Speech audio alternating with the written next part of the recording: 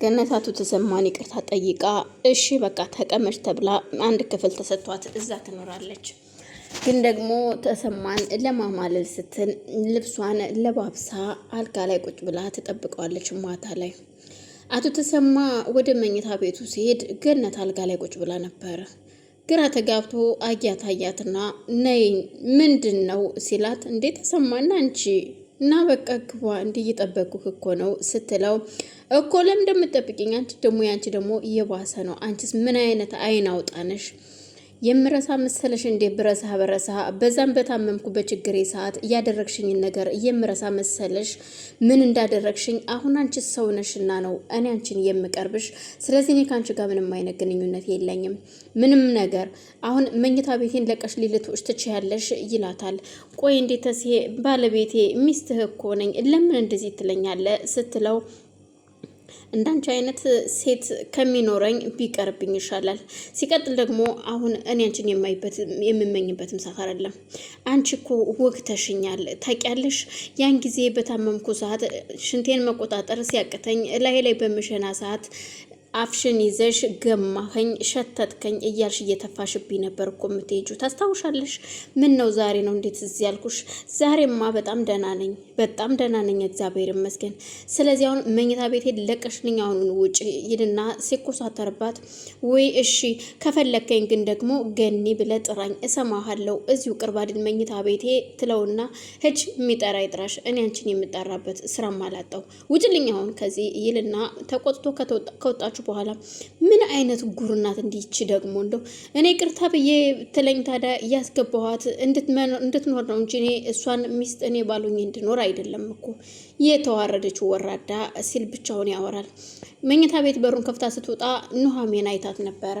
ኑሐሚን እንዲህ ግራ ተጋብታ አስተያየቷም አለባበሷም ልክ ስላልነበረ ግራ ተጋባችና አባቷን ምንም ማለት አልፈለገችም።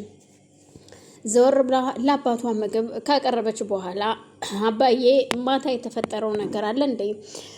አሁን እኔ ማታ ያልጠየኩህ ማታ ስለመቼ ነው። ስለዚህ አሁን ብጠይቅህስ ስትለው፣ ምንድነው? ምን የተፈጠረ ነገር አለ እንዴ ማታ ሲላት፣ አይ ማለትም ከመኝታ ቤት ገነት ስትወጣ ይቻት ነበረ።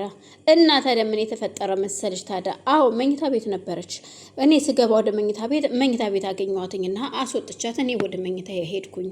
እና ምንድነው እሱ ሲል፣ አይ ይኸውልህ አባዬ እኔ ለምን አላደረክ ከሷ ጋር ተገናኘህ አልልህም፣ ግን ደግሞ ይኸውልህ ያንን ሁሉ አሁንም እንደዚህ ያለ ሳልሳ ገብታ በኋላ ደግሞ ወጥመድ ውስጥ እንዳትከትህ ብዬ ስለፈራው ነው አባዬ።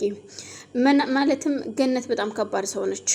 እንደዚህ ስቃ ገብታ በኋላ የምትሰራው ስራ ከባድ ስለሆነ ነው ስትለው፣ እኔ አንቺ እስከምትመክሪኝ የምጠብቅ ሰው አይደለሁም፣ አውቃለሁ ምን እንዳደረገችኝ። እኔ ምንም የተፈጠረ ነገር የለም። ሲቀጥል ደግሞ እኔ እንደዚህ እንዴት ነው ከሷ ጋር የማድረው ሲላት፣ አባዬ እኔ ነገሩን አልኩ እንጂ እኮ ሚስትህ እኮ ናት፣ እንደዛማ ማለት አይቻልም ስትለው፣ በፍጹም ነው ወይስ የራስሽን ጥፋት ለመሸፈን ነው ሲል ኑሐሚን ይቆጣታል። በጣም እሺ ይቅርታ፣ ለማንኛውም ምግብን ብላ ትለውና ካጠገቡ ተነስታ ልትሄድ ስትል፣ ይኸውልሽ ነግሬሻለሁ፣ ለማንኛውም የልቁንስ ያንን ዱርዬ እዚህ ቤት እንዳይመጣ ሁለተኛ ንገሪው ሲላት፣ አባዬ ስለሱማ እኮ ጨርሰናል እኮ ተነጋገርን፣ ላይመጣ ላንታይ ከዚህ በኋላ ተነጋግረናል ትለውና ተነስታ ትሄዳለች። በዛን መሀል ወይዘሮ ገነት ደውላ ለልጇ ለኤደን ሁሉንም ነገር ትነግራታለች። እኔ እኮ ማታ ለባብሼ ከአባትሽ ጋር ሂጄ አልጋ ላይ ብጠብቀው አዋርዶ ጥንብርኩሴን አውጥቶ ከመኝታ ቤት አስወጣኝ ትላታለች። እኮ ለምንድን ነው እንደዛ ያደረገው? እኔ ምን አውቃለሁ? ለባብሼ ስጠብቀው መኝታ ቤት እሱ ግን ነይ ውጭ ብሎ አባረረኝ ስትላት፣ ወይም ማየ አንቺም እንደው ደፋር ነሽ ስትል ልጇም ትስቅባታለች። ለማንኛውም የሆነ እዚህ ሰፈር ካፌ ያለ እዛ እንገናኝና ሻይ ቡና እያለን እንጫወታለን ስትላት፣ እሺ በቃ ማየ ትልና ስልኩን ትዘጋዋለች።